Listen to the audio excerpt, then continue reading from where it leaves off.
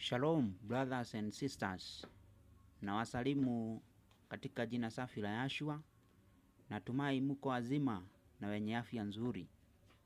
Leo hii ningependa tuweze kujifundisha jambo kwenye maandiko matakatifu.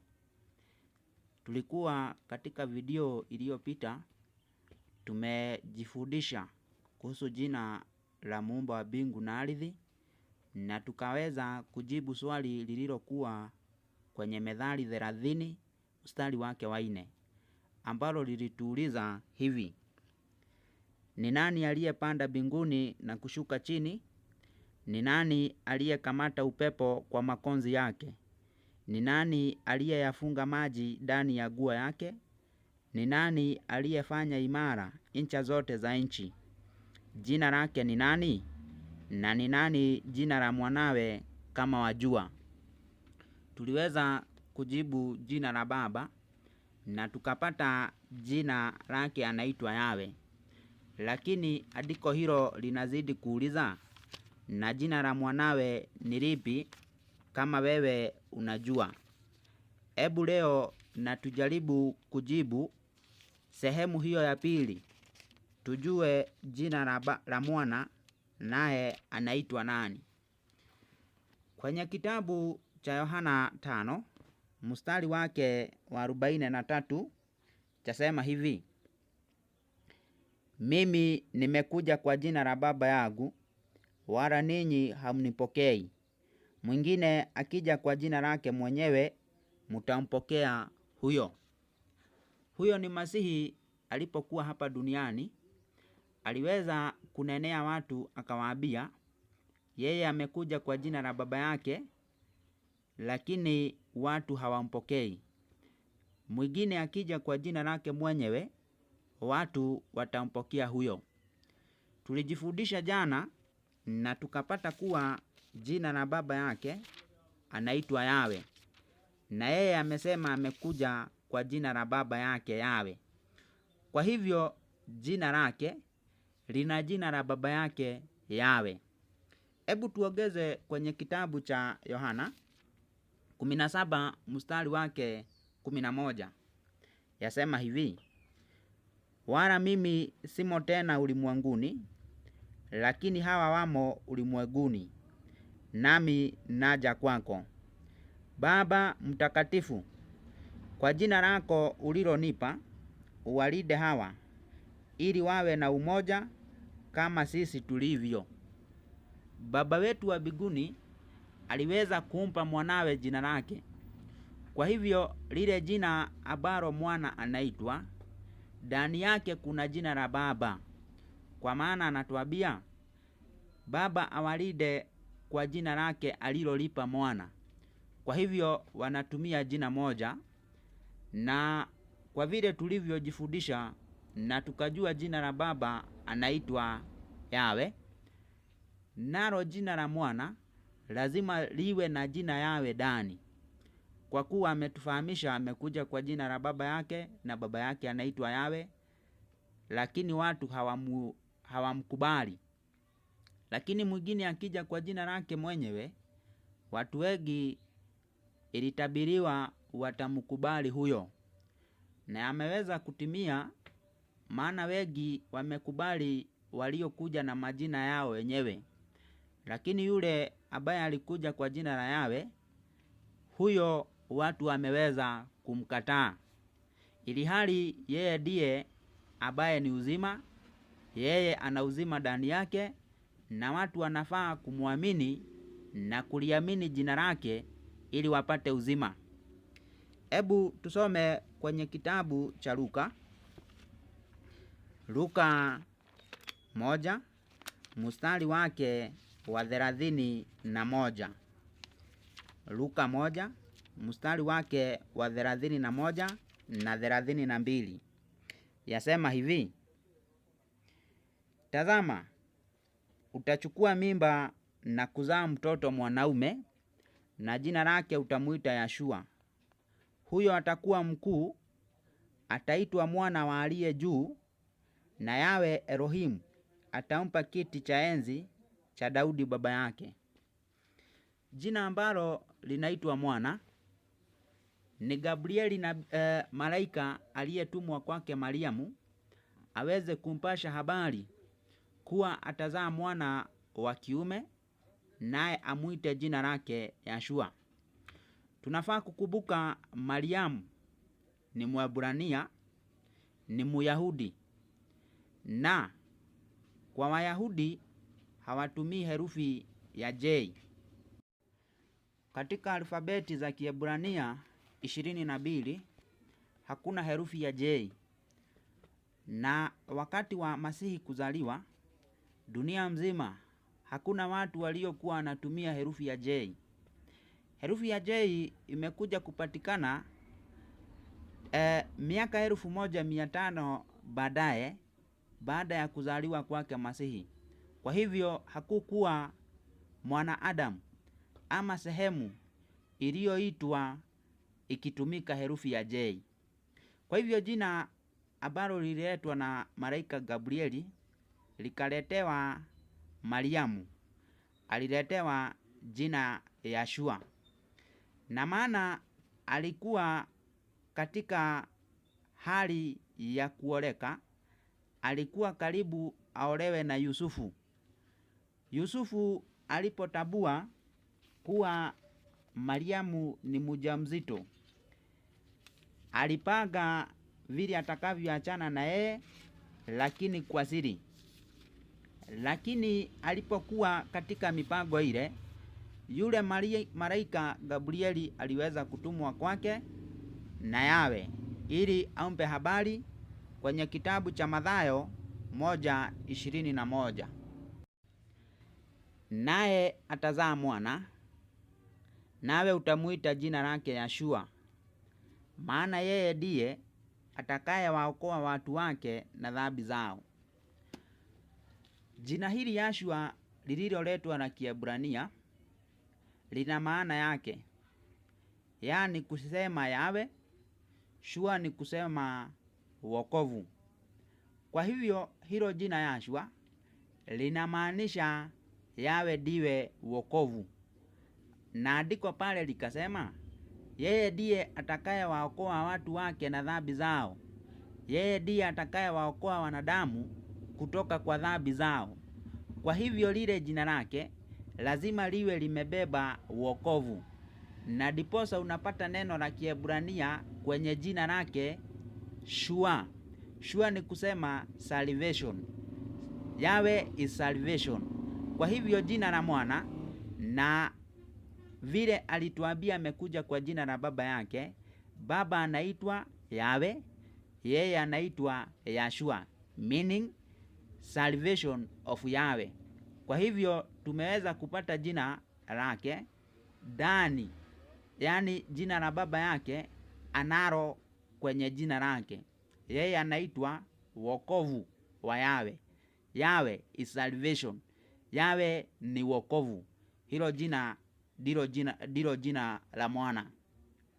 Kwa hivyo katika kitabu pia cha Luka, wakati huyo mtoto alipozaliwa, katika sheria ilikuwa imesemekana mtoto wa kiume akizaliwa akae siku 7, nayo siku ya 8 aweze kupashwa tohara.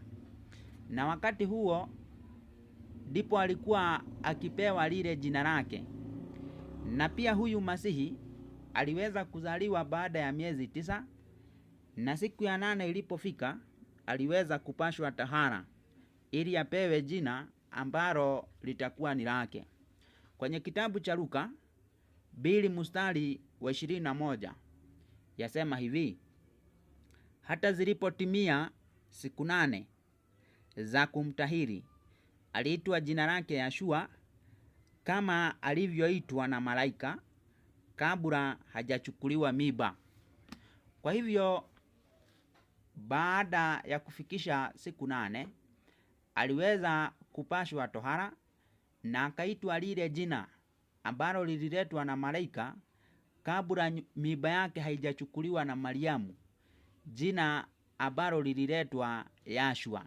Akaweza kuitwa hilo jina na akaishi siku zake zote alizoishi hapa duniani akiitwa hilo jina lake Yashua. Hakuwaitwa majina mengine ambayo watu wengi hudhani ndio jina la mwana, bali jina ambalo alisikia akiitwa wakati alikuwa ulimwenguni lilikuwa ni Yashua, jina ambalo ni lake, jina ambalo aliitwa, jina ambalo anafahamu ni lake. Pia yeye anafahamu jina lake kuwa Yashua, maana alituambia amekuja kwa jina la baba yake na watu wakakataa kumpokea, lakini mwingine akija kwa jina lake mwenyewe watu watampokea huyo. Hebu tusome kwenye kitabu cha Luka 24 mstari wake wa 47. Yasema hivi: na kwa mataifa yote, na kwamba mataifa yote watahubiriwa kwa jina lake habari ya toba na ondoleo la dhambi, kuanzia tangu Yerusalemu. Maandiko yanatuambia habari ya toba na ondoleo la dhambi, mataifa wote watahubiriwa kwa hilo jina lake kwa ajili ya ondoleo la dhambi, na itaanziwa Yerusalemu. Kwa hivyo jina ambalo lilihubiriwa Yerusalemu na mitume ndilo linafaa kuhubiriwa watu wa mataifa. Na siku za mitume hakukuwa na herufi ya J. Pia jina ambalo walilitabua lilikuwa ni Yashua. Wakalihubiri Yerusalemu na wakaweza kuwafikia mataifa ambao waliweza kuwafikia. Waliweza kuwahubiria kwa hilo jina la mwana ambalo ni Yashua. Na maandiko yanatupasha ya kwamba hakuna wokovu katika jina lingine ila hilo jina moja la Yashua. Hilo ndilo jina ambalo limebeba wokovu. Hebu tusome kwenye kitabu cha Matendo ya Mitume 4 mstari wake wa 7. Inasema hivi: walipowaweka katikati, wakawauliza, kwa nguvu gani na kwa jina gani la nani ninyi mumefanya haya? Hawa ni mitume. Siku moja wakawa wanaelekea hekaluni kwenda kusali, wakapata mtu aliyekuwa kiwete na alikuwa akiletwa karibu na hekalu, anaweza kuomba usaidizi kwa wale waliokuwa wanaenda kuabudu pale. Na alipowaona kina Petero, aliweza kuwaomba fedha, lakini kwa jina la Yashua aliambiwa ainuke aweze kwenda kwa miguu yake. Wale mitume walipofanya muujiza ule, yule mtu akaweza kupona. Ni kukamatwa walikamatwa, na kesho yake wakaletwa mahakamani. Sasa wanahojiwa, wanaulizwa, mulitumia nguvu gani au ni jina lipi mulilolitumia ili huyu jamaa aweze kupona? Hebu tusome mstari wa 12. Yasema hivi: wala hakuna wokovu katika mwingine awaye yote, kwa maana hapana jina jingine chini ya mbingu walilopewa wanadamu litupasalo sisi kuokolewa kwalo. Jina ambalo waliweza kulitumia ni Yashua, na wanazidi kusema hakuna jina jingine chini ya mbingu walilopewa wanadamu litupasalo sisi kuokolewa kwalo. Kwa hivyo jina ambalo limepewa wanadamu, ambalo wanadamu wanapaswa kuokolewa kwalo, ni jina moja ambalo lililetwa na malaika Gabrieli, likaletewa Mariamu, tena likaletewa Yusufu, jina ambalo linamaanisha wokovu wa Yawe, maana alikuja kuokoa. Sasa tumeambiwa ya kwamba hakuna wokovu katika jina jingine chini ya mbingu walilopewa wanadamu isipokuwa tu hilo jina moja la Yashua. Hebu tusome kwenye kitabu cha Wafilipi 2 mstari wake wa 9 hadi 11. Yasema hivi: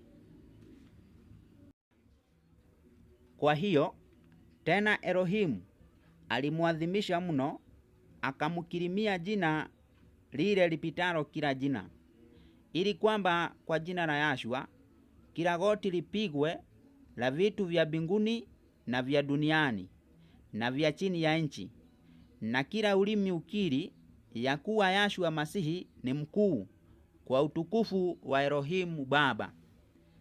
Maandiko yanatuambia Yawe alimuadhimisha mno, akamkirimia jina lipitalo kila jina, ili kwa jina la Yahshua kila goti lipigwe huko mbinguni, hapa duniani na chini ya dunia, na kila ulimi uweze kukiri kuwa Yahshua Masihi ndiye mkuu, kwa utukufu wa Elohimu Baba. Kwa hivyo alipewa jina ambalo ni kubwa kuliko majina yote, kwa kuwa ndilo jina ambalo linaokoa. Alipewa jina lipitalo kila jina, kwa kuwa aliitwa jina lile kuu la Yawe, ambalo ni jina la Baba. Aliyepewa jina kubwa sio mwingine ila mwana huyo, akapewa jina la Baba, maana ukitafsiri jina lake ni wokovu wa Yawe. Yawe ndiye wokovu. Hilo ndilo jina kuu ambalo lilipewa mwana. Katika kitabu cha Waefeso 1 mstari wake wa 21 yasema hivi: juu sana kuliko ufalme wote na mamlaka na nguvu na usultani na kila jina litojalo, wala si ulimwengu huu tu, bali katika ule ujao pia. Kumbe alipewa jina lile ambalo limepita majina yote yanayotajwa, na sio sasa tu, ni pia katika ulimwengu ujao. Alipewa jina kuu kupita majina yote, maana alipewa jina la Baba mwenyewe. Kwa hivyo jina lake ni kuu, na ndilo jina ambalo limebeba wokovu wa mwanadamu. Katika Waebrania 1 mstari wake wa 4 inasema hivi: amefanyika bora kupita malaika, kwa kadiri jina alilolirithi lilivyo tukufu kuliko lao. Kwa hivyo jina la mwana alirithi jina kuu, ni kurithi, alirithi jina la baba yake, na tumeambiwa amefanyika bora kuliko malaika, kadiri alivyorithi jina kubwa kuliko jina la malaika. Jina lake ni kubwa kuliko la malaika, maana anaitwa kwa jina la baba yake Yawe. Kwa hivyo tunapojua jina la mwana na tujue jina la Baba, hapo ndipo tutakapoweza kupata wokovu na uzima wa milele. Kulingana na kitabu cha Yohana 17 mstari wake wa 3 yasema hivi: na uzima wa milele ndio huu, wakujue wewe Elohimu wa pekee wa kweli, na Yahshua Masihi uliyemtuma. Kumbe wokovu wa milele ni watu waweze kumjua Elohimu wa kweli wa pekee, ambaye tumejifundisha na kupata jina lake ni Yawe. Uzima wa milele ni watu wajue Elohimu wa kweli aitwaye Yawe, na wamjue aliyetumwa na Yawe, ambaye ni Yahshua Masihi, watu wawe na uzima wa milele. Lakini watu wasipomjua Elohimu wa kweli aitwaye Yawe, na wamjue Masihi Yahshua aliyetumwa na Yawe, hawana uzima ndani yao. Lakini wakitaka uzima, ama mwanadamu anapohitaji kuwa na uzima, lazima ajue Elohimu wa kweli anaitwa nani, na ajue mwanawe aitwaje. Utakuja na kufahamu jina la Baba ni Yawe, jina la Mwana ni Yahshua. Hapo ndipo chanzo cha kupata uzima. Nitasema muweze kubarikiwa Yeyote atakayefikiwa na video hii, atakapokuwa anajifundisha kumfahamu Baba wetu na mwanawe, mubarikiwe sana. Shalom, shalom.